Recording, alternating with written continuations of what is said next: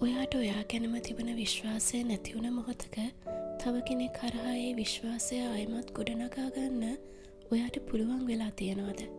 මගේ ජීවිතයේ අත්දැකීම් වලට අනුව නම් ඒක කවදාවත් කරන්න බෑ.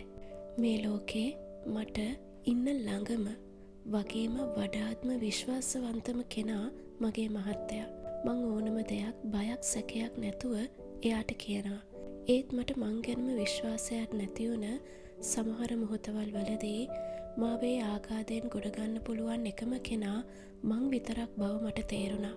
මගේ වටේ ඉඳන් මාව ශක්තිමත් කරන්න මගේ පවුලේ අය, මගේ ළඟම අය හිටියත් ශක්තිමත් වෙලා නැගී සිටින්න ඕන කියන ධෛර්යය මං සන්තකේ නැත්තම් ඒ ගැන නැතිවුණ විශ්වාසය ආයමත් ඇති කරන්න කාටවත් බෑ. එක වතාවක මාව මානසිකව කඩන් වැටුණ සිද්ධියක් වුණ වෙලාවක මගේ මහත්තයා සහ මගේ ළඟම කීප දෙනෙක් එතනින් මාව ගොඩ ගන්න උත්සාහ කරා. මගේ වටිනාකම කිව්වා. මගේ හොඳ ගතිගුණ ගැන කියලා මාව සනසන්න හැදුවා. ඒත් මට තේරුණා කවුරු ගොඩ ගන්න උත්සාහ කරත් ගොඩ එනු වමනාව තියෙන්න ඕන මට කියලා. මගේ වටිනාකම් කවුරු පෙන්නුවත් ඒ වටිනාකම මට හරියට වැටහිලා ඒ ගැන හිතේ තෘප්තිමත් බවක් තියෙන්න ඕන කියලා. මං කවුද? මං කරන්නේ මොනාද? මගේ වටිනාකම මොකක්ද කියලා මං එක්කම ප්‍රශ්න කරා.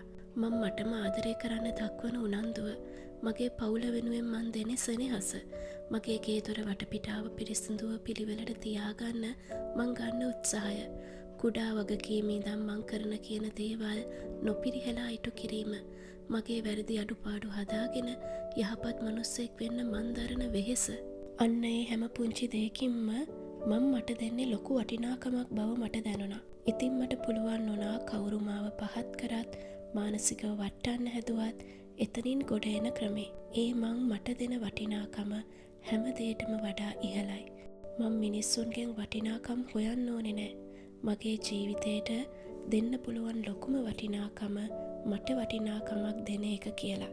ඉතින් මේ සමාජය ඔයාව මනින මිමි වලින් ඔයාගේ වටිනාකම තීරණය කරන්න ඉක්මන් වෙන්න එපා. ඔයා උදේ ඉඳන් නැගිටන් ඔයා සහ ඔයාගේ පවුල වෙනුවෙන් කරන වගකීම් සහිත වැඩ කොටස තුළ ඔයාගේ වටිනාකම තියෙනවා.